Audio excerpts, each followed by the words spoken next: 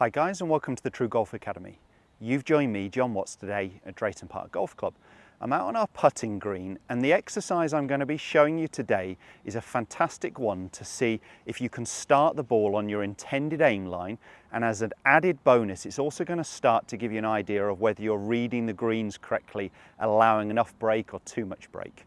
So what I've got set up here is I've got a 15-foot putt, roughly. I'm allowing around 8 to 10 inches of break outside the left side of the hole. So I've put down a tee peg near the hole, as I said, around 8 to 10 inches to the left or outside the left lip, which is where I think this ball is going to break from. And what I've simply done is, en route to that tee peg, I've made a little gate with another 2 tee pegs.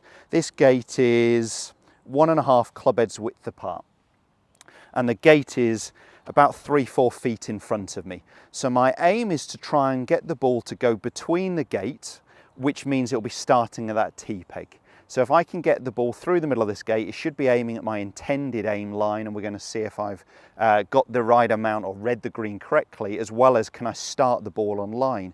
As you get better at this exercise, what I do with the gate is either move it further away to make it harder, or make the gate a little bit narrower. So instead of 1.5 club heads width, move it to a club heads width apart, so it's a little bit tighter that we're trying to start the ball between.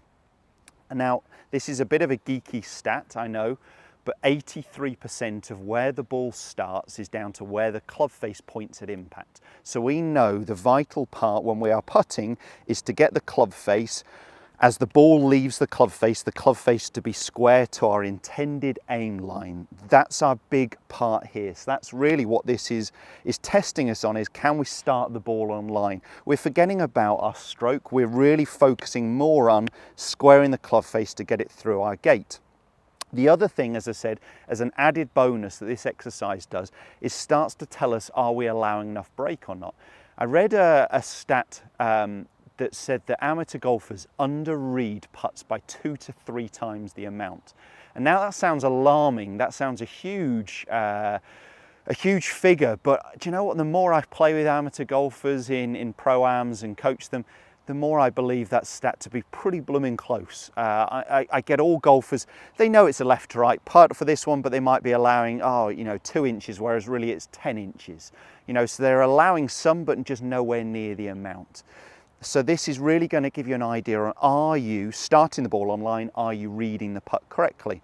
Now, the one thing to say with reading the putt correctly is the amount of break I allow definitely depends on the speed that I hit it at.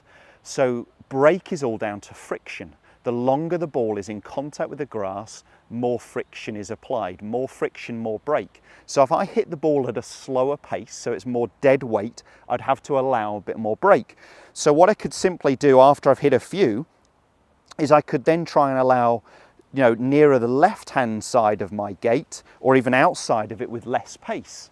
Then I could try and go nearer the inside edge, so on this one for a left to right putt, nearer the right edge, and hit it with more pace and see if it holds its line. So the pace of the putt definitely affects the amount the ball is going to break. I want the ball traveling, if it misses the hole, to finish a foot, no more than really 2 foot past the hole, because if I'm going a lot more than that, I've got a chance, of course, of missing the next one back. So I'm going to go ahead and hit a few, and my aim just to start with is to try and get the ball through the middle of my gate, the middle of these tee pegs, which will be towards my tee peg near the hole. So I've lined the ball up. I'm going to go ahead and try and hit this putt.